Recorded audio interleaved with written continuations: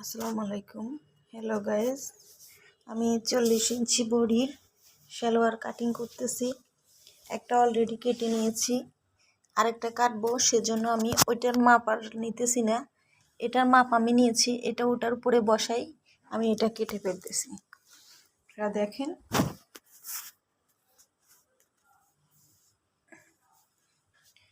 আমি ঠিক এখান থেকে এখানে মাপ 16 ইঞ্চি নিয়েছি। যেহেতু কাস্টমারটা অনেক মোটা, সেজন্য আমি এখানে 16 ইঞ্চি দিই। এখানে 15 ইঞ্চি দিলেও হয়, আমি 16 ইঞ্চি দিয়েছি। আর এখানে কোমরের জন্য 6 ইঞ্চি আমি রেখে দিয়েছি। আর নিচে সালোয়ারের মুখ হবে 12, সেজন্য আমি 6 দুগুণে 12 কেটে নিয়েছি। দেখেন, এখানে 6 দুগুণে 12 আছে। আর বাকি আধা ইঞ্চি যেটা এখানে দেখতে পাচ্ছেন, বাকি আধা ইঞ্চি যেটা, এটা হচ্ছে গিয়ে বর্তমানে মেয়েরা প্যান কাট হিসেবে পরে। এখানে একটা বিট দিয়ে সেই বিটের জন্য এক্সট্রা করে এই কাপড়টা আমি রেখে দিয়েছি। আমি একটা কেটেছি, বাকি আরেকটা কেটে নেব এখন। ওইটার মাপ আমি আর দিচ্ছি না, আমি এটাতে বসাই ওটা কেটে ফেলতেছি। দেখেন,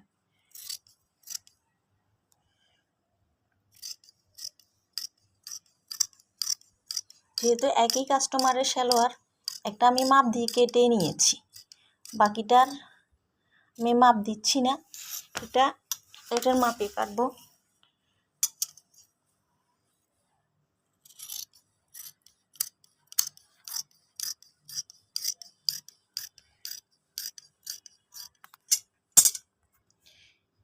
সালোয়ারের এখানে আমি 2 ইঞ্চি রেখেছি, মানে যেহেতু উপরের দিকে 2 ইঞ্চি চওড়া দিবে, আমি 2 ইঞ্চি রেখেছি। দেখেন 2 ইঞ্চি আছে, বরাবর 2 ইঞ্চি আছে।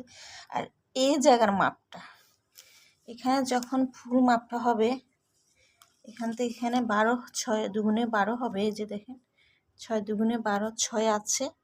এখানকার একটা টেকিন, এখানকার একটা টেকিনের পরে দেখেন, এই যে এই মাপটা অনেকে এটা সমান করে কেটে ফেলে। সমান করে কাটার ক্ষেত্রে কি হয়, যখন কাপড়টা এদিকে এইভাবে বড়ে, তখন এই বাড়তি কাপড়টা থাকে না, এটা কম হয়ে যায়। এভাবে কাটলে এটা এখান দিয়ে, এভাবে কাটলে এটা এখান দিয়ে কম হয়ে যাবে। সবসময় চেষ্টা করবেন কি, এখান থেকে ঠিক এদিকে একটু ক্রাস করে কাটার জন্য।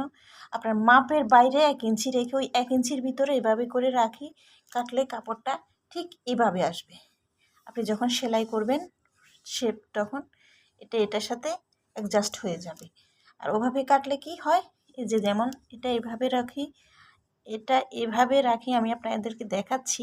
এটা যখন আপনি সেলাই করবেন, এটা অ্যাডজাস্ট আসবে না, এখান দিয়ে একটু ফারাক থেকে যাবে। এই যে এই কাপড়টা বেশ কম থেকে যাবে, অনেকটাই থেকে যায়। এটা কোনাসের কারণে, আমি আগে কোনাস করি, কাটার কারণে আপনারা বুঝতেছেন না, দেখা যাচ্ছে না। এটা যখন এভাবে হয়ে যায়, অনেকটা এখানে এই জায়গাটা খালি থেকে যায়, তাই এটা এভাবে করে কাটার চেষ্টা করবেন। লম্বা 40 ইঞ্চি। 40 ইঞ্চি কাস্টমারের ক্ষেত্রে সবসময় একটু বাড়তি করে রাখার চেষ্টা করবেন, কারণ ওই কাস্টমারগুলো বেশিরভাগ স্বাস্থ্যবান হয়ে থাকে। আর আমি এখান দিয়ে আবার 1/2 ইঞ্চি রেখেছি সেলাইয়ে। আমি এখানে বেল্ট দেব, সেজন্য, ঠিক আছে, বেল্ট দেব, সেজন্য আমি এখানে একটু বাড়তি রেখেছি, যাতে বেল্টের ভিতরে এটা ঢুকে যায়। আসসালামু আলাইকুম। সালোয়ারের মাপটা বুঝাতে পারছি কিনা জানি না। এখান থেকে আমি এখানে 16 ইঞ্চি দিয়েছি, আপনারা 15 ইঞ্চি দিলেও পারেন। 15 ইঞ্চি দিলে হয় কি, অনেক ক্ষেত্রে অনেকে আনইজি ফিল করে। এই জায়গাটা যখন আপনি সেলাই করবেন, আমি 15তে কাটছি, সেলাই করলে 16তে চলে আসবে। 15তে কাটবেন এবং কি সেলাইয়ের সময় 16 ইঞ্চি হবে। এই যে যেমন আমি আপনাদেরকে বোঝাচ্ছি, আমি 15 থেকে কাটছি, যে আপনারা তো বিশ্বাস করবেন না, দেখানোর পর বিশ্বাস করবেন। এই যে দেখেন, এখান থেকে আমি ঠিক এখানে একটা মাপ দিয়ে নিয়েছি, টান দিয়ে নিচ্ছি, টানের এই 15 আর থাকে 1। আমি যখন সেলাইটা এভাবে দেব, এই যে 15 বরাবর আমার একটা মাপ আছে, যখন আমি সেলাইটা এভাবে দেব তখন এটা 16তে চলে যাবে। এই যে 16তে চলে যাবে। বিশেষ করে চেষ্টা করবেন সবসময় যাতে যারা 40 ইঞ্চি তাদেরকে 15 ইঞ্চি কেটে আরও 1 ইঞ্চি বাড়তি রাখিয়ে দিয়ে কোন তেরাস করে কোনাচ কাটার জন্য এটা এভাবে রাউন্ড করে কাটার কোনো প্রয়োজন, এটা রাউন্ড আপনি যখন সেলাই করবেন এটা আপনি রাউন্ড হয়ে যাবে, এদিকে রাউন্ড হয়ে যাবে, এদিকেও রাউন্ড হয়ে যাবে।